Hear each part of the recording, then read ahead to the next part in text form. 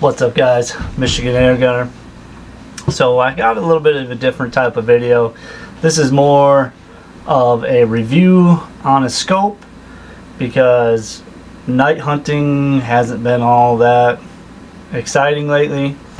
I do have a coon down in this video. I do have some beavers that I missed. I'm gonna say it. I missed. Why? Because I did not have this scope set up properly. But now I do. And the scope I'm talking about is the Mars ONELEAF or Mars MT1000. This was sent to us by ONELEAF to go ahead and review and hunt with and check out. And I'm really excited for this scope. This is a 640 by 512 sensor resolution scope. It comes with two lenses, or at least mine did, so I'm assuming the newer ones will come with two lenses, a 35mm and a 50mm. Throughout this whole video I am using the 50mm because it gave me the best recording quality. I tried the 35mm, it wasn't great. Looking through the scope was great, but the video playback wasn't as good as the 50mm. So that is just what I have stuck with through this whole thing. I'm going to show you some different clips. We're going to go through showing you some short, close range, some far. I do have some targets set up outside that I'm going to show you that I use to set up my ballistics calculator, or I should say after I missed everything, then I went and figured out how to set it up, which was actually pretty simple because I'm just using JSB 33 grains in my 25 caliber, and I went into my chair gun app and it already has most of the basic information there. And after I inputted it, it was a phenomenal thing, because for me, my short range shooting was, well, it was trash. Okay, I'm gonna say it. Anything at 10 yards, I missed.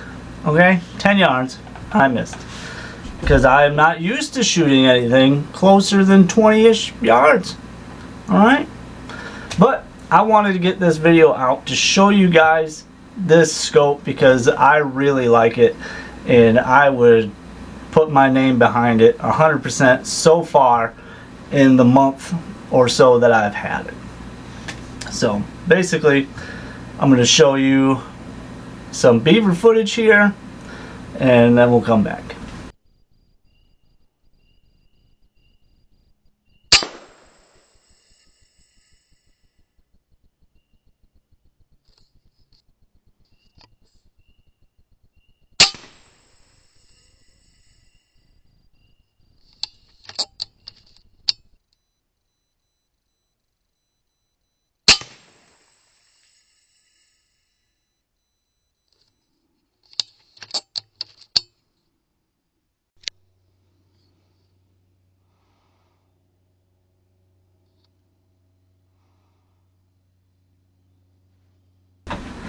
So yes, I did miss, but it is very clear. So now let me go ahead and show you. After I put in the ballistic information, I set out some squirrel targets outside, I believe around 25, 20, 16, and 10. I mean, nothing specific because I wanted to see if my information was correct. So I'll go ahead and show you that next. And this is daytime footage.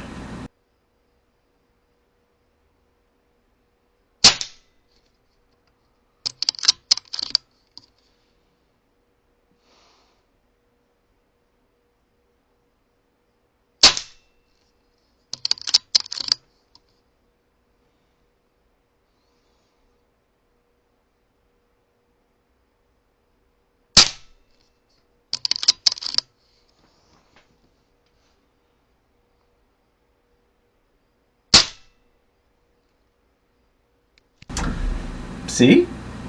I think everything is going to be a-okay from now on. I just haven't seen any more beavers. I went out last night. I seen one, which was the last beaver in that clip, and just didn't really have a shot that I wanted to take. So I don't know if they're being moved out, run out, if I've scared them off or what, but I will continue to fight that battle. But now I want to show you some longer range distances out at the elk farm. The tree line here is 400 and some yards, and you can just see how clear this is.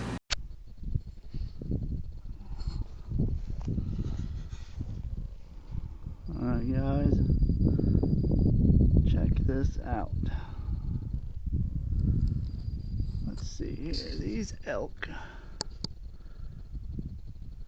if it'll let me, oh, won't let me while I'm recording. Oh, there it is. That tree line is 443 yards. And you can see every one of those elk.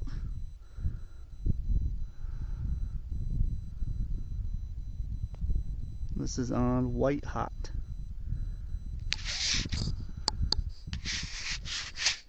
And then Sharpay.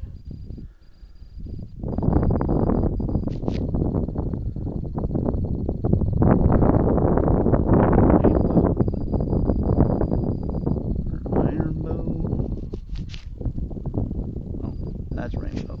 My bad. Don't care for that. Night mode.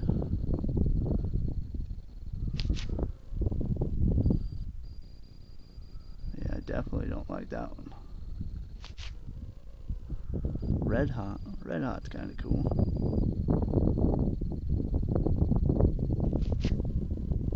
Jungle. It's like Alien versus Predator. That just has way too much going on. Black Hot.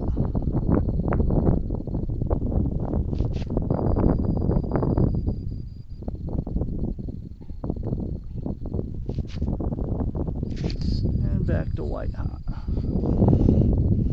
Let's see what's going on over here.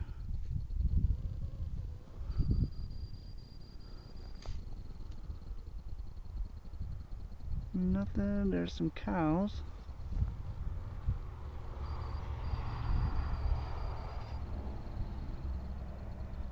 This is really an awesome scope, guys.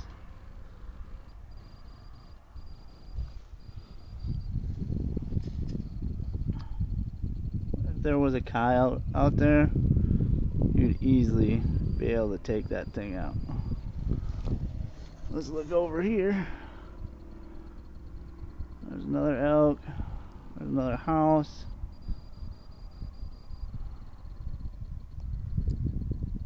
Awesome. Awesome scope.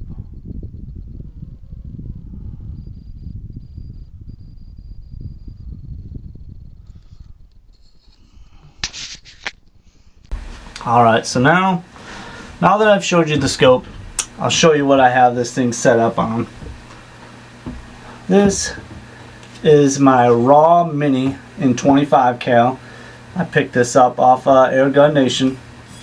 I went ahead and switched out the stock, switched out their tiny baby grip for one I 3D printed, and then rubber coated.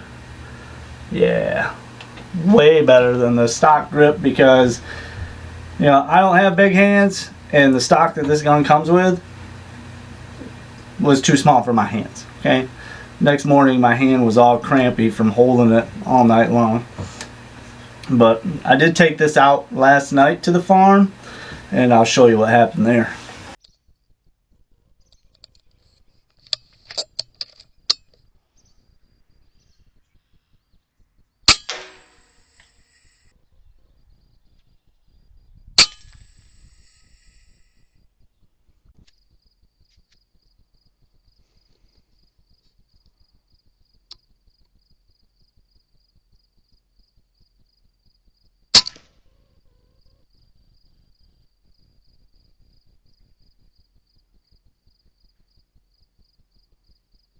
There's one.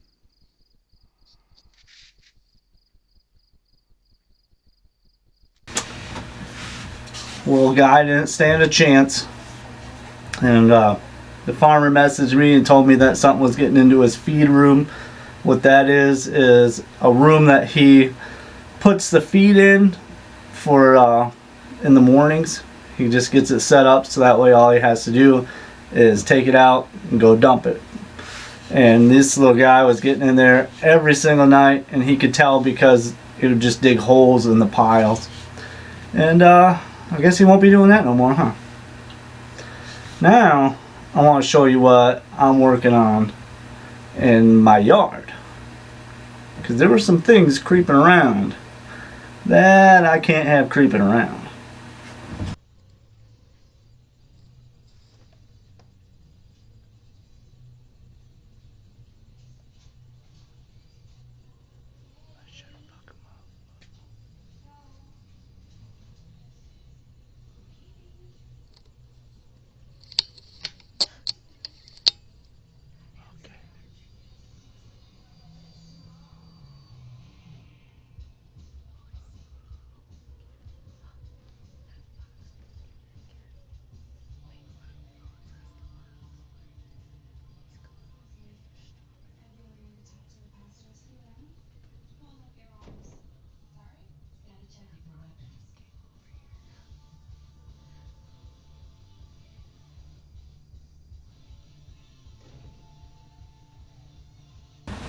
So if you go through that footage and watch as I follow the fox out of the chicken pen, you'll see a face in there.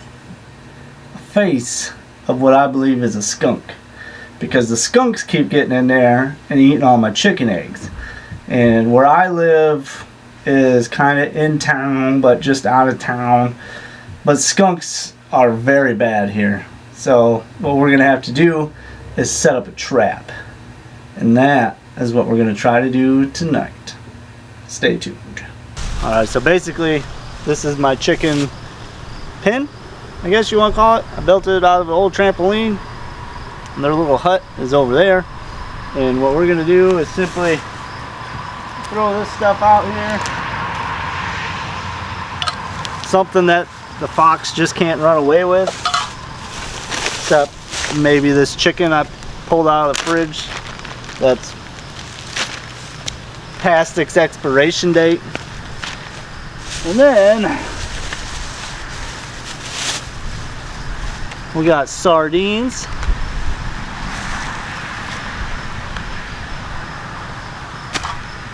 Stuff smells gross, but I'm sure the fox and that skunk will love it.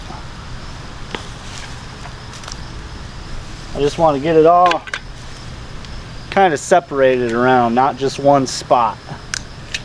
So as you can see, there was yeah, there was 2 foxes. Now my girlfriend's gonna think I was doing something when she wasn't home. You guys are my witness. It got spilled. She's not here. She's gonna come home to fish smell. You guys are my alibi.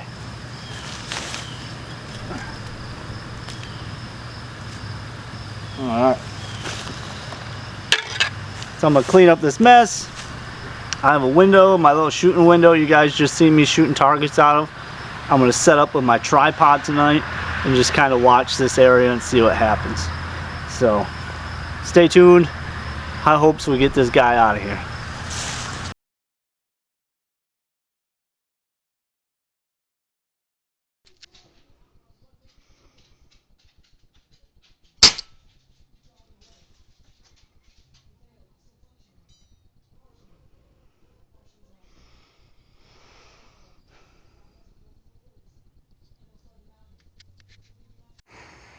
Alright guys, so he was over here and now he is over there. He did not expect that.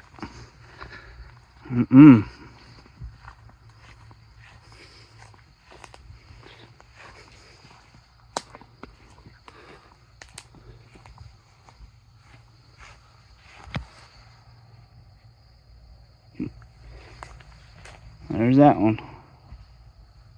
There's something else right. Oh, there's a skunk, I think. Guess we won't get that one.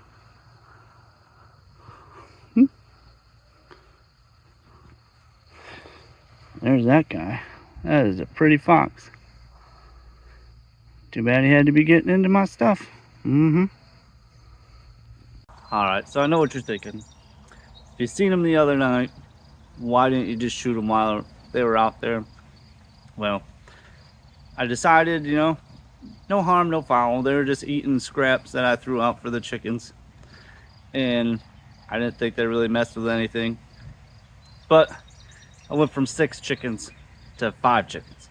So that is why I decided it is time to take these little guys out. We got one. I did not see the second one. I didn't see the fox after, I didn't see the skunk after we shot the fox, okay? But anyway, I really like this scope. You will not find, I forgot to put the cat back on, but you will not find a better scope for the money than the ONELEAF MT1000, especially at the cost that this comes in. I guess you could call it a budget scope. I'm not going to throw out numbers. You can go check it out, get a hold of ONELEAF. This thing is just awesome. I have not been impressed with a scope this much since the Zulus. I did not get the Zulus with the rangefinder in it. They just sent me the stock one when I got it, but this one is probably my new favorite gun. Even in daytime use, it's really still not that bad.